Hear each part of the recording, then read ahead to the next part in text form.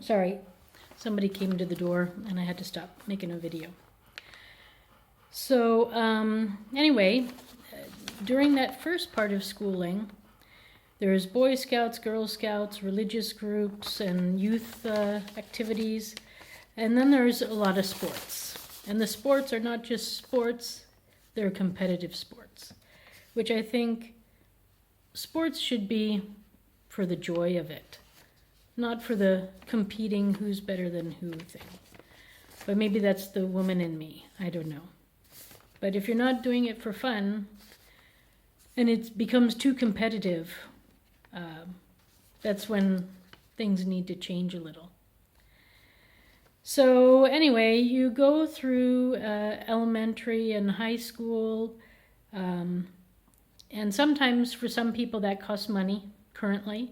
So a lot of people might spend a lot of money they don't have to get their children into the right school because, I don't know, the teachers are better there. Why are the teachers better there? I don't know. My dream is to make the U.S. public school system the best, but right now we're nowhere near that. I would like to get us into the top 10 to start, and then maybe the top 5, and then we'll see where we go after that. But right now there are public schools, charter schools, and private schools. And charter schools are somehow public schools that get also money from, people paying them money, which is wrong. So a charter school right now needs to decide if they're going to be a private school or a public school. We're stopping, in my opinion, all the charter schools. But actually, I'm not supposed to be judging right now. I'm just supposed to tell you what the situation is. So a lot of people go into debt just getting their kids through elementary and junior high and high school. Then you throw in college or university, whatever you want to call it. And that's a whole nother price tag. And everybody goes into debt then. It's just so expensive, and there's only so much grant money out there for schooling. And that's just for undergraduate work. Then you have graduate work, master's and a doctorate.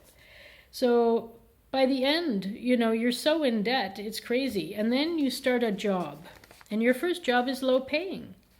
So you got all this debt, you got a low paying job, you're in your mid-20s, and you're trapped. Then you're just paying back interest on money. Then you're supposed to have that partner, and then you want to buy a house, which costs more money, a car that costs money, a wedding that costs money, and kids cost money. So it's not a wonder that people are not getting started having a family today until they're in their 40s, until they're 35, 40. It's not a wonder, because it takes that long to get out from under all that debt.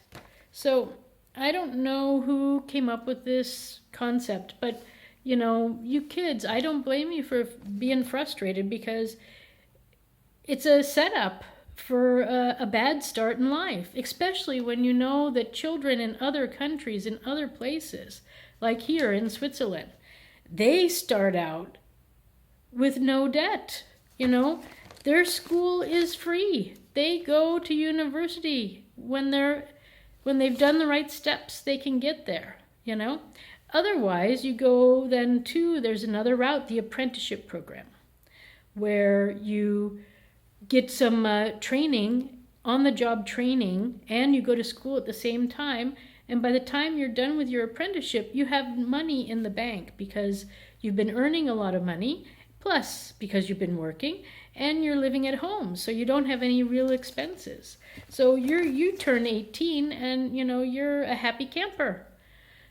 So, we're really tying our children's hands behind their back right now with our education system. And it's got to stop. We cannot go forward, end of story, this way. We need to put a lot of money into the public education system, in education in general. My plan is to move money from the military there, and also turn the military into a community service organization and pay people with that money that is already allocated to the military. So all the military spending on weapons right now and wars and everything, that's going to stop. And we're going to pump it back into human potential, because we have a lot of human potential. So that's how our world is looking today. So my question to you is, why should a lawyer get paid more money than a garbage man? We can live life without a lawyer, but we can't live life without a garbage man, can we? No. So I think we need to change a few things in our system. That's the end of part 1.